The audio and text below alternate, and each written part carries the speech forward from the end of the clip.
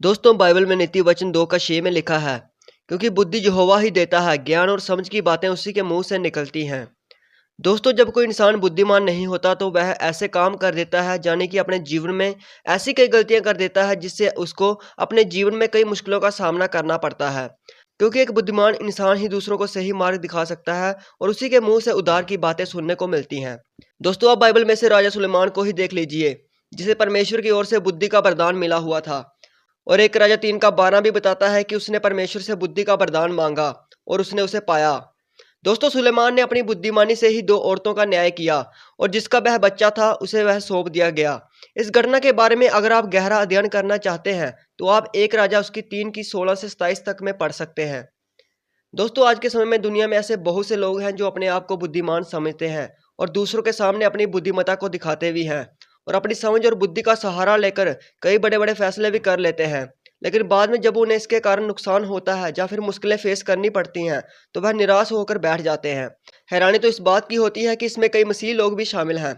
हमें यह समझना चाहिए कि जो बुद्धि ज्ञान और समझ परमेश्वर हमें देता है उसमें हमें आत्मिक बुद्धि ज्ञान और समझ मिलने के साथ साथ हमारी आत्मिक उन्नति भी उससे होती है, क्योंकि जो हमें परमेश्वर की ओर से मिलता है वह हमारे भले के लिए यानी हमारी उन्नति के लिए होता है।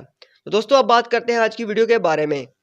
दोस्तों हमारे देश के राष्ट्रपति रामनाथ कोविंद जी के बारे में तो आप सभी जरूर जानते ही होंगे, लेकिन आज जो बात मैं आपको बताने जा रहा हूं उसके बारे में आप शायद ही जानते होंगे। दरअसल दोस्तों राष्ट्रपति रामनाथ कोविंद ने पिछले साल 2021 में क्रिसमस वाले दिन करोड़ों लोगों को ट्विटर पर एक ट्वीट के द्वारा प्रभु यीशु की शिक्षाओं को यानी परमेश्वर के वचनों को ग्रहण करने के लिए बोला था।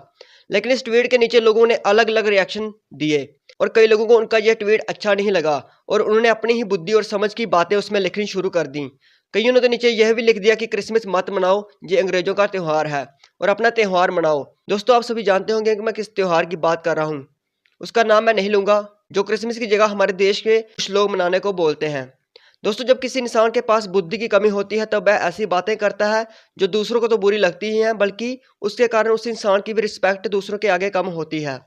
इसलिए जिस किसी को बुद्धि और ज्ञान की कमी हो वह परमेश्वर से मांगे, क्योंकि जो कोई मांगता है उसे मिलता है। और राष्ट्रपति रामनाथ कोविंद जी ने जो ट्वीट किया उनका ट्वीट काफी सराहनीय था, क्योंकि आज के समय में हर एक इंसान को परमेश्वर के वचनों को ग्रहण करना चाहिए। परमेश्वर के वचन हर एक इंसान के जीवन में कार्य करते हैं और हर एक इंसान को परमेश्वर के वचनों की जरूरत है, उन वचनों पर चलने की जरूरत है। आप सबका इसके बारे में क्या कहना है हमें कमेंट सेक्शन में जरूर बताएं। परमेश्वर आप सभी को आशीष दे।